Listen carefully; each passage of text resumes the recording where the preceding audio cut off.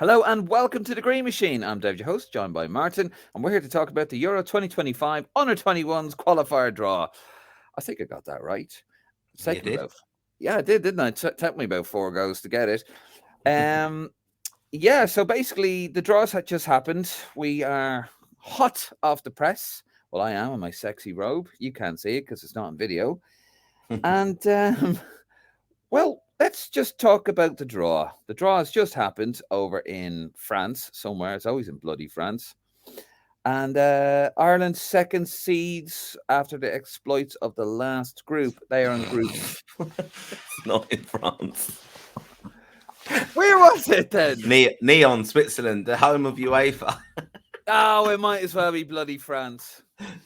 Anyway, fake France. So, Group A, Italy, Ireland, Norway, Turkey, Latvia, and San Marino.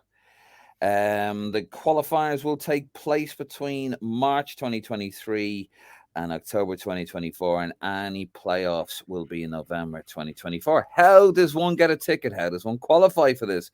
Very simple. You need to finish in the top 2, pretty much. 9 group winners will go through automatically, plus the 3 best runners up. Now, results in calculating this will not count against those that finish in 6th, i.e., San Marino. And then basically the last 3 6 runners up, I think I'm saying that right. Yeah. They will basically go into a playoff in November, and they will take up the 2-legged playoff, by the way, and they will take up the last 3 places. Martin, good morning to you. It's just come out. You have got Jim Crawford's reaction. Nick's favorite manager of all time, the wonderful Jim Crawford. Fabulous manager, Martin, isn't he, really? Yeah, I'm a fan of Jim Crawford. I know what he tries to. I know what Nick tries to do and wind it all up. And yeah. But we love Jim Crawford. Yeah, we do. So Jim Crawford's reaction, hot off the press. We've some exciting games coming up against quality opposition, and my staff and I can't wait to test ourselves against some of the top European nations. Italy, Norway, and Turkey have great international pedigree, and Latvia and San Marino will be a new test for us. Qualification for the Under-21 European Championship is always a challenge, and this is a challenge we're looking forward to. These games will be a great opportunity for players to develop and prepare for senior international football. I look forward to working with them as they will be a new generation of Under-21 internationals. That is very much what Jim Crawford feels about his role at the FAI and what his job entails. Basically, he is fully committed to kind of the FAI plan now that's in place with Stephen Kenny, developing players for the future, for the senior squad. If you think back to our last qualifying campaign, lost out very narrowly in the playoff to Israel for the tournament that's actually taking place in 2023 in June. We came very close to that, and he could have probably taken some of the players who are actually playing for the senior squad into our Under-21 panel and make us more competitive. But he didn't do that because I think he sees that his role is to make players available for the senior squad. And in Gavin Bazunu, Evan Ferguson, even if you want to look at him, now, they're all eligible for the Under-21s, but they're playing at the senior level. And that is going to cost us in our efforts to qualify for the Under-21 games, because they're eligible for the Under-21s, but they're actually progressed so well and developed so well that they're going to be playing senior football. Well, that's the plan, isn't it? But I mean, I think the argument could be made that in recent months with the senior team, there's been a bit of a logjam with young players going through, where he seems to be harking back to the older players, i.e. Jeff Hendrick. But we're not talking about the senior team. That's a whole other rant for another day. As much, but no. I mean that is the mantra, isn't it? That is basically what the Under-21s are supposed to do. Fully functioning Under-21s will feed into the senior team, is what we're hoping for anyway. And hopefully all marry together in a lovely big team. Yeah. I mean, look, it's a very tricky opposition in this draw. It's not an easy draw at all. One of the factors I think that comes into play is that the Euros, the campaign sadly we didn't qualify for. So I know this can be quite confusing. Euro 2023 starts on the 21st of June in Romania. Now we're not in it, but Norway are in it, and they're in our group now for the 2025 qualifiers, and obviously Italy are there as well. And we played Italy in the last 3 under 21 qualifying campaigns. So they finished top in every one of those groups. We would expect that of Italy, a very accomplished footballing nation. So that's what we are taking on. Even Norway, they qualified for the Euros ahead of Croatia and Finland, and they won 8 games from their last 10 matches at that level to qualify, which probably was unexpected. You think of Norway and you think obviously of Erling Haaland, but underage are doing quite well as well. And that's what we've really got to aspire to do now. I think even with our squad, what's also confusing for a lot of Irish fans in a sense is when you're looking at the Irish team and who's eligible now. Some of the lads have moved on from the last campaign when sadly we didn't qualify for the under-21s. That's taken place in 2023. We've got a new crop coming in now. So he's working with lots of young lads. Some of them will be under-19s actually coming up now. So like Bosun Lowell, he's going to be highly rated. Spoke to some Irish FAI people, scouts about him, really highly rated. I think he got one of the award recently. He made his Celtic debut as well. So we've got some really exciting players coming into this squad. And I'm hoping that, on March 22nd, we're playing at Turner's Cross in a friendly against Iceland. That actually is the first game of the new crop coming together. But we may well have a game. These games haven't been confirmed yet, the fixtures, but we may well have a qualifying game in that international window as well for the qualifiers for the 2025 Euros. All very confusing with dates. I'm hoping as well that these games, when we know the dates as well, like there will be tickets available, obviously, to watch the home games, probably playing in. And it's great they went down to Turner's Cross, bringing it around Ireland as a nation. Probably most of our games will be in Tallaght, you would expect, just easier infrastructure, travel and things. But yeah, it'll be a key time to see international windows when they're playing. And even on our last OBIG, and we had on the transfer show the other day, myself and Nick, we spoke about some of the under-21 players who are eligible for us, who have recently moved as well. So hopefully if they're getting first team games at the levels they've moved to now, they're going to definitely be in Jim Crawford's thoughts. Yeah, just going back to the fixtures there, you were saying, we're playing Iceland, aren't we, down in Cork at Turner's Cross on the 22nd. Yeah. That's the same day we play Latvia? Or do we play Latvia on the 20? No, we play Latvia on the 22nd, I'm pretty sure. Is it 22nd? Yeah. Okay. I'll go with your wisdom on that. Yes, it is. Yeah, sorry, it is. Yeah.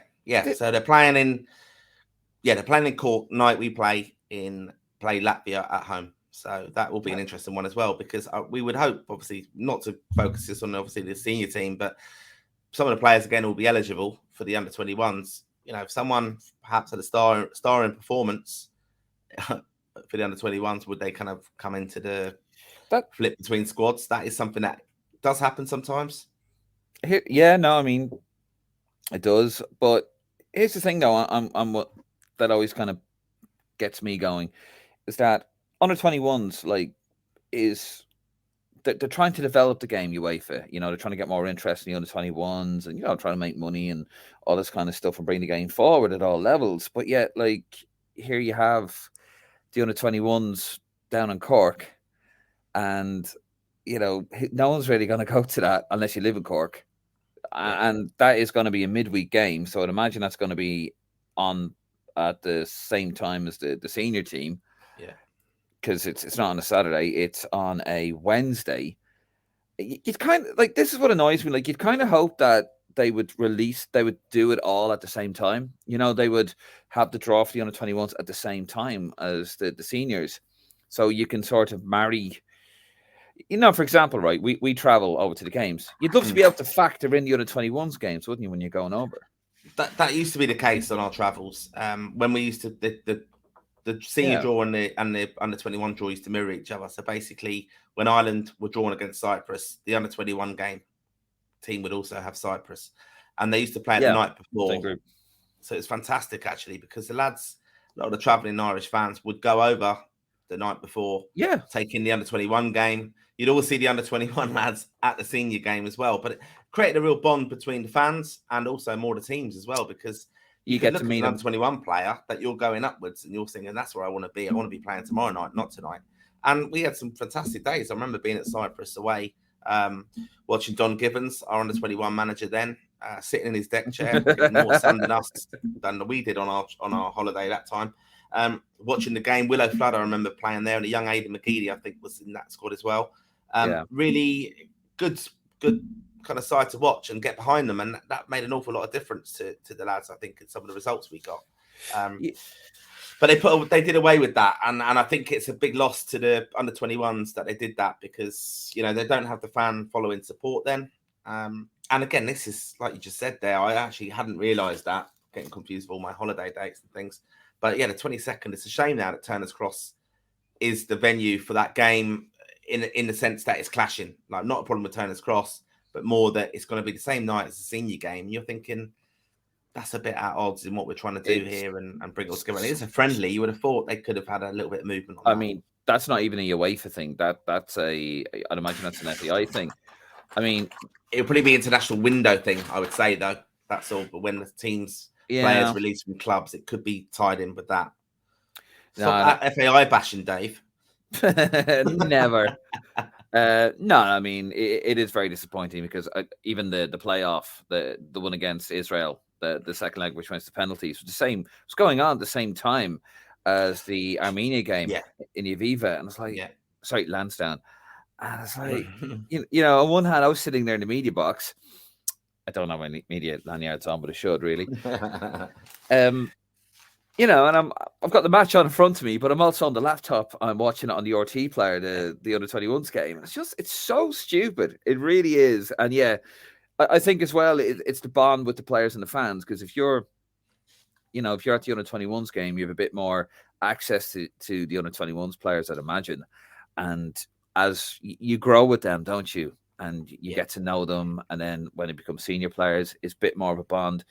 Yeah, really silly stuff there. Sorry, I've gone off on a tangent there, but but I mean, Ireland, they have a real chance here. It's not the easiest of groups, but you would imagine, obviously, I think it's fair to say Italy are going to get top spot. They've always had top spot. I think this is the third time in a row we've had Italy, and they've always had the top spot there. But it's not ridiculous to say that we could be getting the better. We can be competing with Norway for the second spot. I think we've got a real chance here. Yeah, and then and we can automatically qualify if we have a very good campaign. We get good results against Italy. Look, we're aiming to win the group, of course, but if you get good results against Italy and they win and hopefully they take points off Norway fully, and we get results against Norway, and good results against Italy, that should secure the second spot. And it could, depending on that, it could be that we qualify automatically. Going into a playoff, then you don't know. But I mean, I think it's a great achievement that we're the second seeds in the qualifying draw here. That shows a lot, even though we hadn't qualified for the tournament. But we are progressing without doubt. And I think it's a testament to the work he is doing, Jim Crawford, and also the under-19s managers as well, all coming through. It's all this system that Stephen Kenny spoke about recently at the American Irish Coaching Convention in Philadelphia. They really sat down and they said, this is what we want to do. And it's kind of coming to fruition now. And I know we've often speculated with regards to the senior results that Stephen Kenny might fall on his sword there, but actually in the background, he's done a fantastic job, because it's a little bit like a director of football job in a sense, when you've revised all the kind of background chaos and mess. So I'm hoping that he's given time, Kenny, because I think we will see more players step up. And the likes of Evan Ferguson now playing. We've got like other good, really, really good players coming through there as well. Like Connor Coventry's recently had a move, and he's going to be a key one. Mark McGuinness as well. I've seen him at the under 21 level before, playing alongside Andrew Bamadelli. He's in the senior squad now, but Mark McGuinness is definitely another one to keep an eye on. Big, tall centre back. So we've got some really good, talented players coming through, and I think they're all going to get time now and play. And I think we'll see. I'm really looking forward to his campaign, actually, the under 21s, because you show more interest in it now. Yeah. Well, you tried to show more interest, but then your UEFA just completely mess everything up with the fixtures. That's a real bugbear of mine. No. I mean, as you say, Martin, really looking forward to this. The progress is there. The player, we're not here to bash the drum for the FAI. the progress in the back, the underage levels is most definitely there. It's all getting better. Right, I think we'll leave it there. I think it's quite exciting. Just before we do go, I mean, we're probably going to have our new kit on display as well, launched in Turner's Cross. I mean, how more high profile can you get than Turner's Cross for the under-21s with the new kit on, and the seniors wearing it against Latvia? I mean, that's what this is all about. Surely that's what they thought. Let's get our under-21 game on, because the focus of the world and Irish fans around the world will be on Turner's Cross in Cork to see our fantastic new kit. And that's why they probably thought we'll also have the senior game in Dublin. So, we can't let the under-21s get all the credit. No, I have this weird feeling that it'll still be Umbro. You'll have the under-21s will be wearing Umbro still, or a mixed match kit, and the seniors will have the new one. Yeah. Oh God, could you imagine though? If when you do announce the new deal, that it's just Umbro and Jacko Sports again. You're like, what? Yeah. Because just very quickly now, they seem to be. What's going on there? I mean, they I thought they were wrapped up, right? And or wound up, I should say, not wrapped up. It's not Christmas, and yet they're still making shirts for Kerry FC, and they're still making shirts for other companies. I thought once you were wrapped up or wound up, Christ. Well, I think it would be Umbro. Umbro would have done a deal now with probably a different distributor. That's what it would have been. Because Umbro still exists, doesn't it? So they would have given the franchise, in a sense, or as their preferred supplier. They would have given that to a different distributor. So that's, I think, my understanding of how they can do that. Because it would have, if it had been on the other way, with the fall of kind of Jacko Sports, it would have been that all those clubs would have been impacted. And I think they were, but you can't.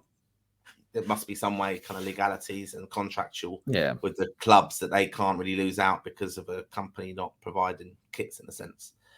So that's my diplomatic answer on that.